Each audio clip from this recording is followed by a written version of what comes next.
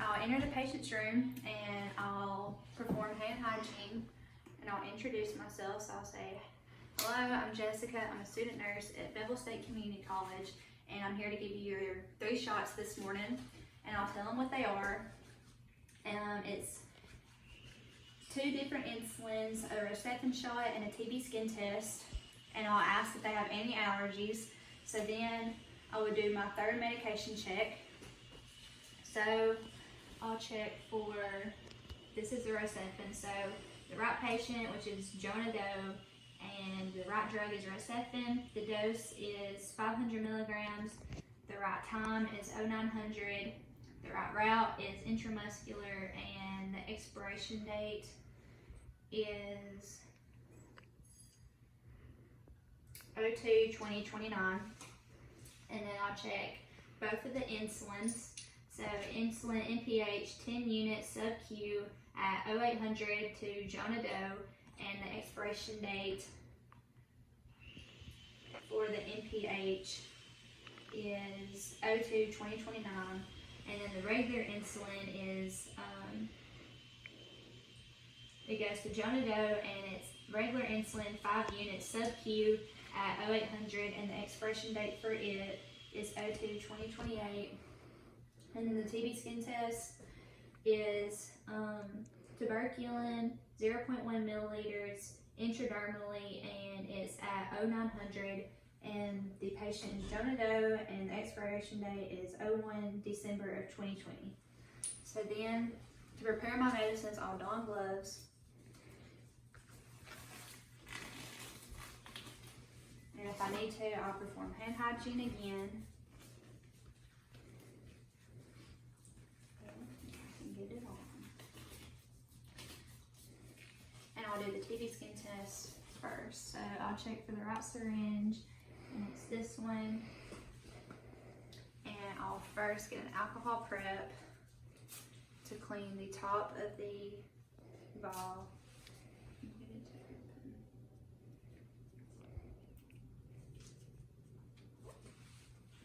I'll clean the top of the vial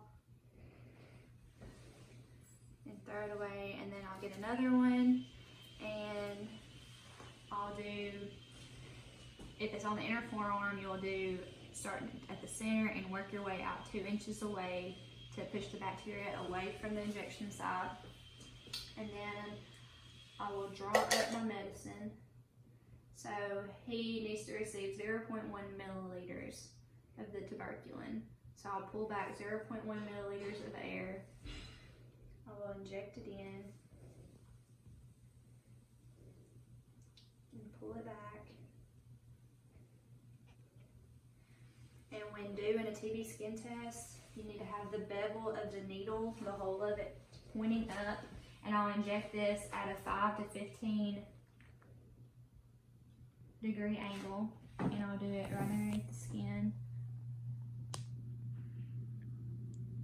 to make a wheal or a bleb, and I'll hold it for 10 seconds and pull it out. And I wouldn't put a band-aid on this because it needs to stay as a bubble and it needs to be checked again in 48 hours. So next I'll move on to the subcutaneous, so the insulin. And this will be the syringe I'll use for it. And I'll get another alcohol prep, and these need to be mixed. So I'll clean the top both of my vials. So this is the regular insulin. I'm just going to sit it here. And then this is the NPH.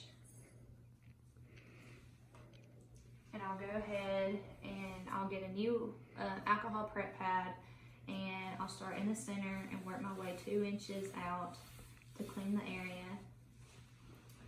And for this one, in all, he'll be receiving 15 units. So I'll go ahead and pull back 15 units of air.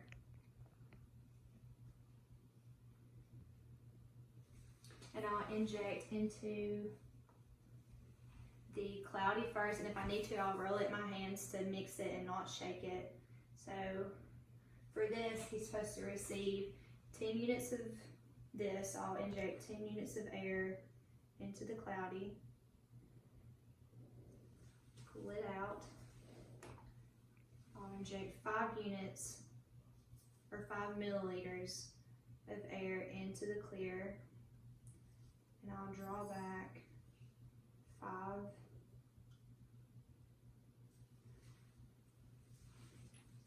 and then I'll draw back the other 10.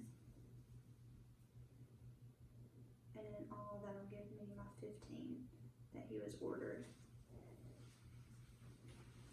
And for this one, since I already cleaned the sock, you'll inject it, if you can pinch the fat up, you'll inject it at a 90-degree angle, so straight in, and if they don't have the fat to pull up, you'll inject it at a 45-degree angle. So for him, I'm gonna inject it at a 90-degree, so and I'll slowly inject it in, and I'll hold it for 10 seconds, remove it, and I would activate safety on both of my needles before putting them in the sharps container, and I'll apply a Band-Aid. So then, for my last one, I'll be doing his intramuscular shot of Rocephin. So this is my syringe, and this is the medication. So I'll get a new alcohol prep pad. I'll clean the top of the vial. I'll get a new prep pad, and same thing, I'll start at the center and work my way 2 inches out to clean the area. And he ordered 1 milliliter of Rocephin. So I'll pull back 1 milliliter of air. I'll inject it into the vial.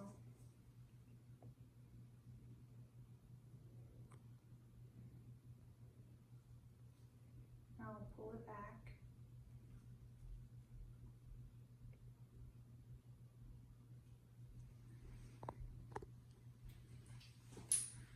So then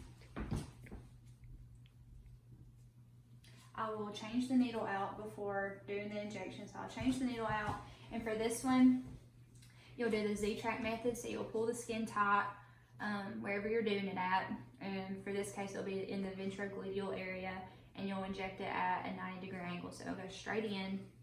So you'll inject it, and you'd aspirate back first before you inject to make sure there's no blood, and then you'd inject it in. And you'd hold it for 10 seconds, and I'd activate safety on my needle and dispose it in the sharps container, and I'd apply a Band-Aid. I would take my gloves off, perform hand hygiene again.